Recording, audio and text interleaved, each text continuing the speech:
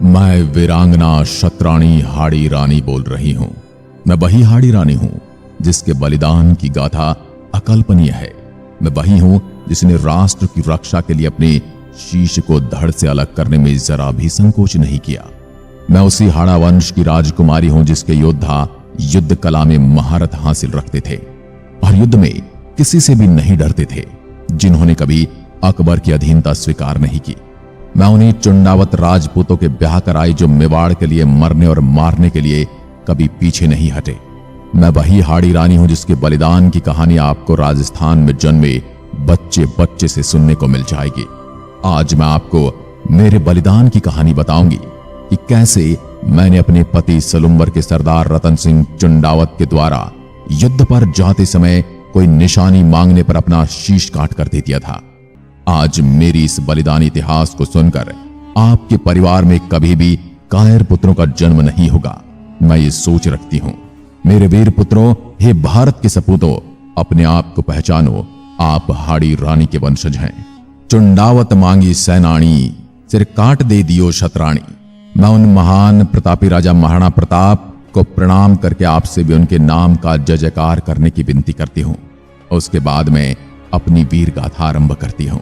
मेरा जन्म राजस्थान के बूंदी जिले के हाड़ा चौहान राजपूत शत्रुशाल हाड़ा के यहां वसंत पंचमी के दिन हुआ। मेरा बचपन का तथा वास्तविक नाम सहल कंवर था।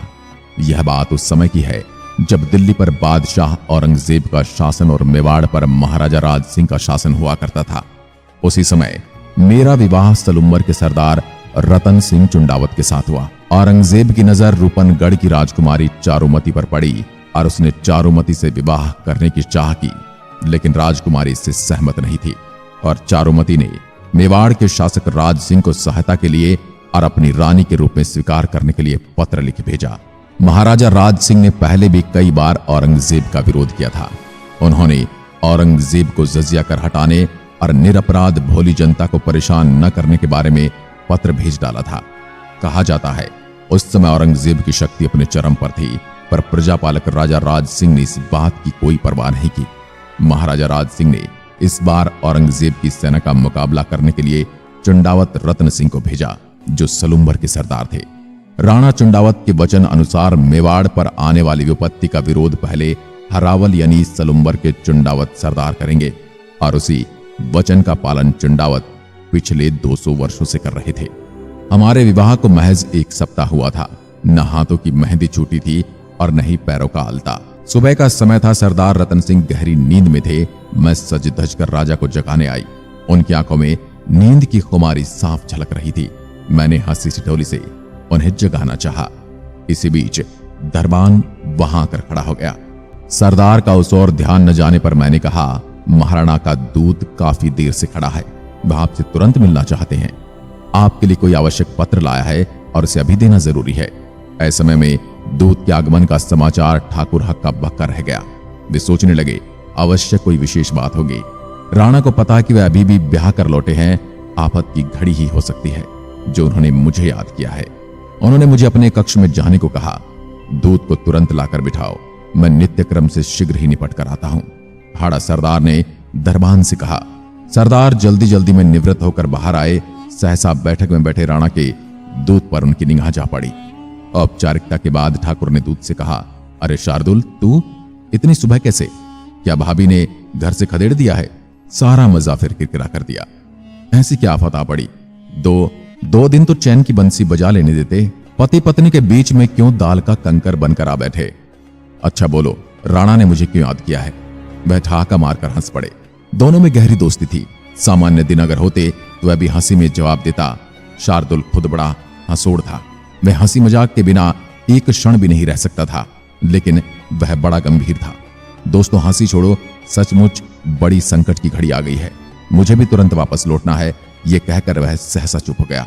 उसके चेहरे पर छाई गंभीरता की रेखाओं को देखकर हाड़ा सरदार का मन आशंकित हो उठा। सचमुच कुछ अनहोनी तो नहीं हो गई है? दूत संकोच रहा था कि इस समय राणा की चिट्ठी वह मित्र को दे या नहीं। हाड़ा सरदार को तुरंत युद्ध के लिए प्रस्थान करने का निर्देश लेकर वह आया था। उसे मित्र के शब्द स्मरण हो रहे थे। हाड़ा के पैरों के नाखूनों में लगे महावर की लाली के निशान अभी भी वैसे के वैसे ही उभरे हुए थे। वह नवविवाहिता मेरे हाथों की मेहंदी तो अभी सूखी नहीं थी। हमने एक दूसरे को ठीक से देखा पहचाना भी नहीं था। यह स्मरण करते ही वह सिहर उठा। पता नहीं युद्ध में क्या हो, वैसे तो राजपूत मृत्यु को खिलौना ही समझता है। अंत में जी कड़ा करके उसने हाड़ा सरदार के हाथों में राणा राज सिंह का पत्र थमा दिया। राणा का उनके लिए संदेश था, वीरवर, अविलंब अपनी सैन्य टुकड़ी को लेकर औरंगजेब की सेना को रोको। मुगल सेना उसकी सहायता को आगे बढ़ रही है। इस समय औरंगजेब को घेरे हुए हूं। उसकी सहायता को बढ़ रही फौज को कुछ समय के लिए उलझा कर रखना है ताकि वह शीघ्र ही आगे न बढ़ सके। तब तक मैं पूरा काम निपटा लेता हूं। तुम इस कार्य को बड़ी कुशलता के साथ कर सकते हो, यद्यपि यह बड़ा खतरनाक है। जान की बाजी भी लगानी पड़ सकती है। मुझे तुम पर भरोसा है। हाड़ा सरदार के लिए है परीक्षा की घड़ी थी। एक और मुगल की विपुल सेना और उसकी सैनिक टुकड़ी अति अल्प है। राणा राज सिंह ने मेवाड़ के छीने हुए क्षेत्रों को मुगलों के चुंगल से मुक्त करा लिया था। औरंगजेब के पिता शाहजहां ने अपनी एड़ी चोटी तक ताकत लगा दी थी। वह चुप होकर बैठ गया था। अब शासन की बागडोर औरंगजेब के हाथ में आई थी। राणा से चारुमती के विवाह ने उसकी द्वेष भावना को और भी ज्यादा भड़का दिया था। इसी बीच एक और बात हो गई जिसने राज सिंह और औरंगजेब को आमने सामने लाकर खड़ा कर दिया। यह संपूर्ण हिंदू जाति का अपमान था। इस्लाम को कबूल करो या हिंदू बने रहने का दंड भरो, यही कहकर उसने हिंदू पर जजिया कर लगा दिया था। राणा राज सिंह ने इसका विरोध किया था।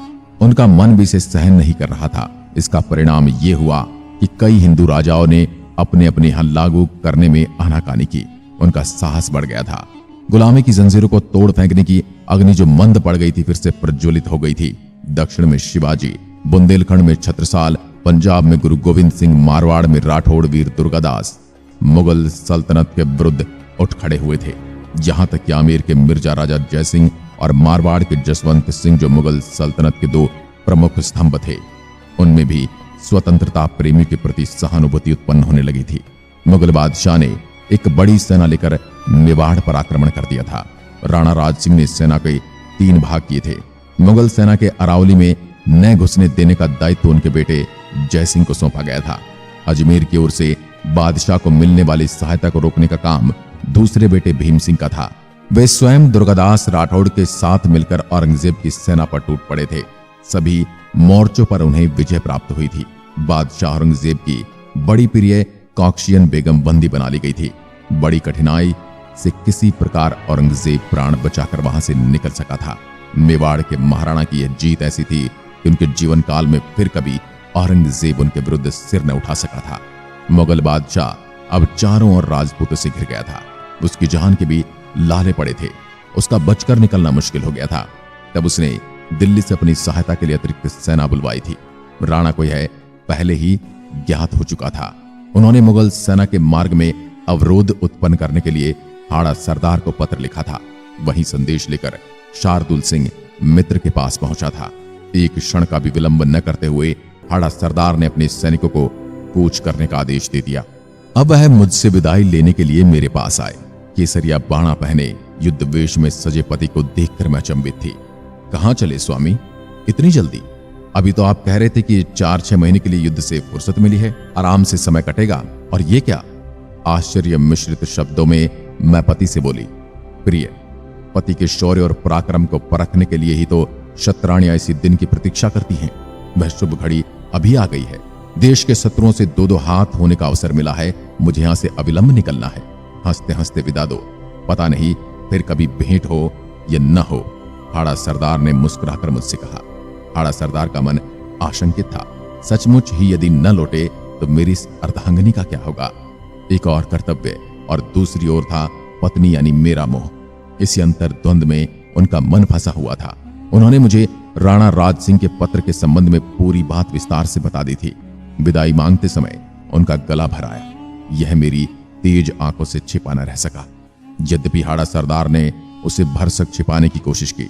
हताश मन व्यक्ति को विजय से दूर ले जाता है। मुझे यह समझते देर नहीं लगी और पति रणभूमि में तो जा रहा है, पर मोहग्रस्त होकर पति विजयश्री प्राप्त करें, इसके लिए मैंने कर्तव्य की वेदी पर अपने मोह की बलि दे दी।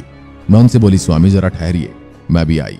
मैं दौड़ी दौड़ी अंदर गई, आरती का थाल सजाया, पति के मस्तक पर टीका लगाया, उनकी आरती उतारी। मैं उनसे बोली, मैं धन्य हो गई।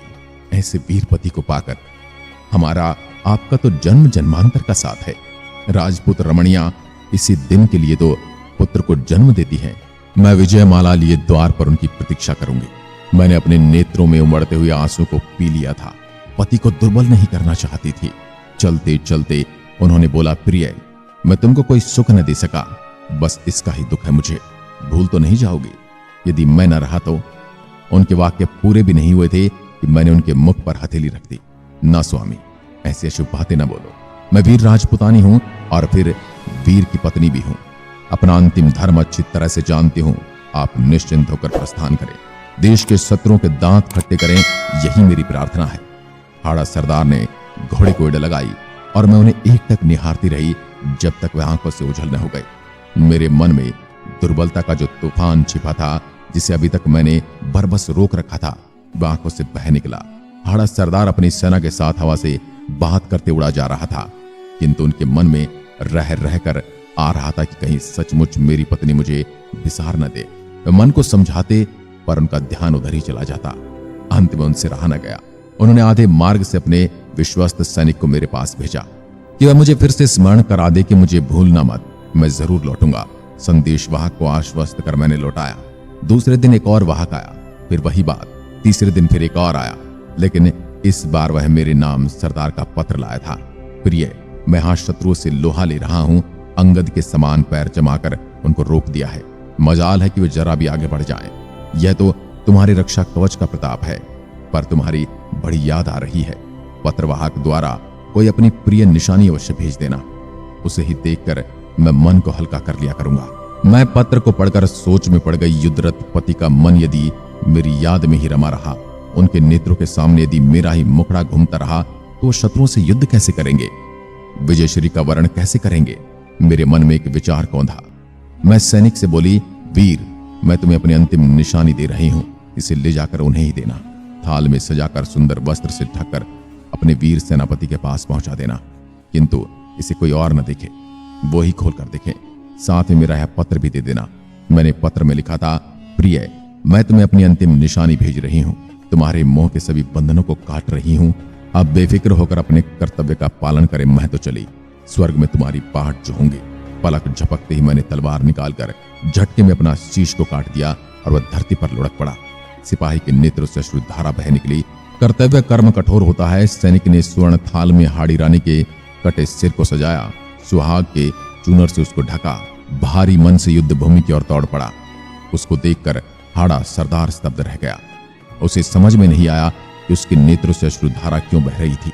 धीरे से वह बोले, क्यों यदु सिंह, रानी की निशानी ले आए? यदु ने कांपते हाथों से थाल उसकी ओर बढ़ा दिया। हाड़ा सरदार फटी आंखों से पत्नी का सिर देखता रह गया। उसके मुख से केवल इतना ही निकला, हाय रानी, तुमने ये क्या कर डाला? संदेही पति को इतनी बड़ी सजा दे डाली।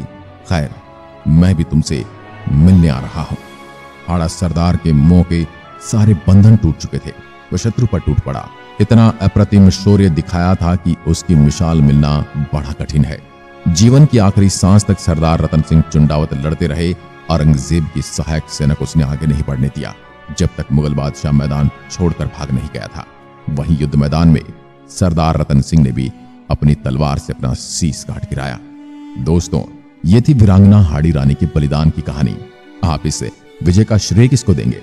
राणा राज सिंह को या हाड़ा सरदार रतन सिंह को, हाड़ी रानी को अथवा उसकी इस निशानी को? कमेंट में जरूर बताएं।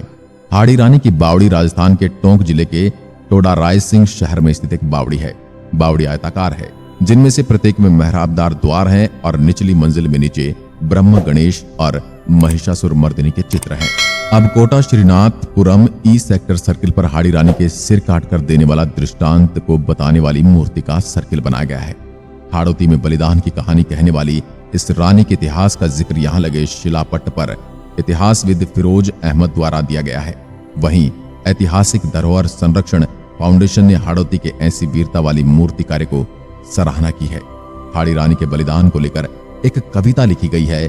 चुंडावत मांगी सैनानी, सिर काट दे दियो शतरानी। जीत मिल गई रतन कुंवर को, सीख दे गई शतरानी। अमर रहेगी अमर निशानी, अमर रहे हाड़ी रानी।